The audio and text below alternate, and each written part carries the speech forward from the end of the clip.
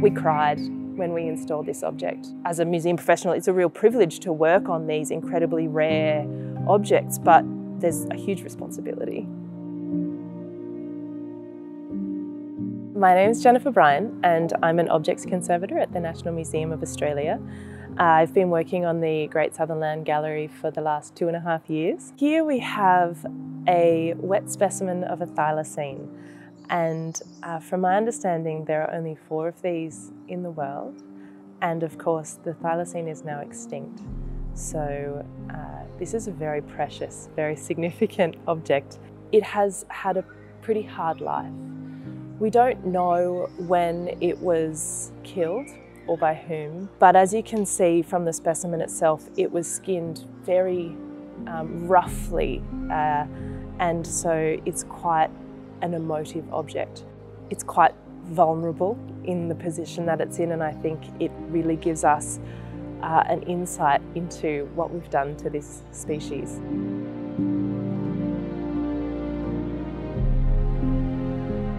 During World War II, this specimen was stored in a metal rusting tank, and they weren't able to get access to formaldehyde.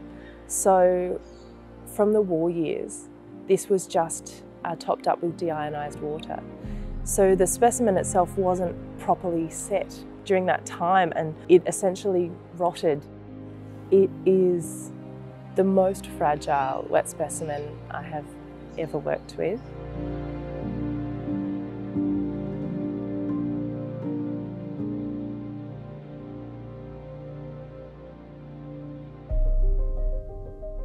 I started working on this object about 2.5 years ago. I understood that this object had been on display before, but that the vibration from people walking past had affected the specimen. And so we knew that vibration was a risk. It had been in storage for the last 16 years and it had been nice and safe in that storage. And so we knew that whatever vibration it was exposed to in that area was safe. So we did vibration analysis of that space to work out the maximum acceptable level of vibration. We then worked with an engineer to develop a vibration isolation table that the vitrine holding the specimen would sit into, which would then isolate the specimen from those specific frequencies.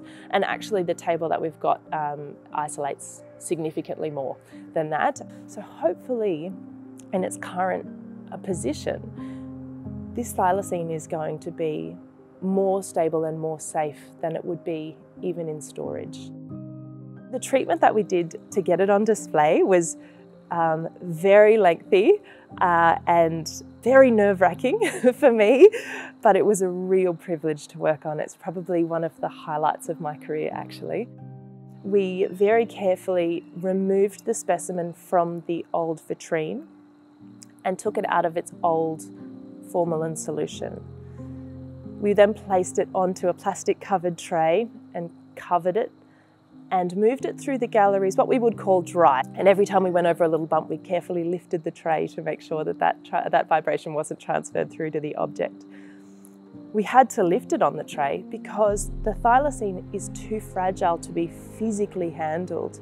We brought it up into the gallery and then placed it into the new vitrine, and then we carefully siphoned in fresh fluid to make sure that the stream was going as smoothly and gently as possible so that it didn't cause any swirls or eddies while it was filling up, to minimise the impact on the thylacine himself. We finished filling up the solution, we added the formalin, did a final top up, and then I applied silicone to the edge of the vitrine to make sure that it's really well sealed, and we lowered the glass top of the vitrine onto the silicone so we have an airtight seal.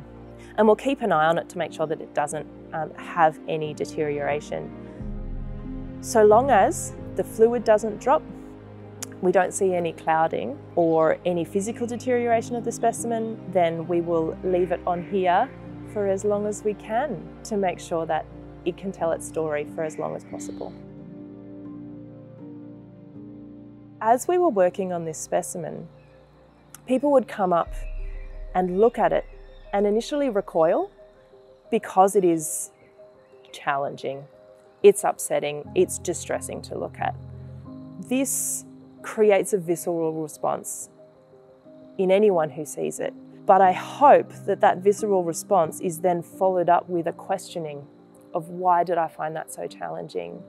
And then that questioning moves into compassion and respect and understanding, not only for this thylacine, but for our environment more broadly, and a reconsidering of how we can do better moving forward. And as a conservator, it's really important to me to be able to share this thylacine story and the story of its species more broadly as long as possible.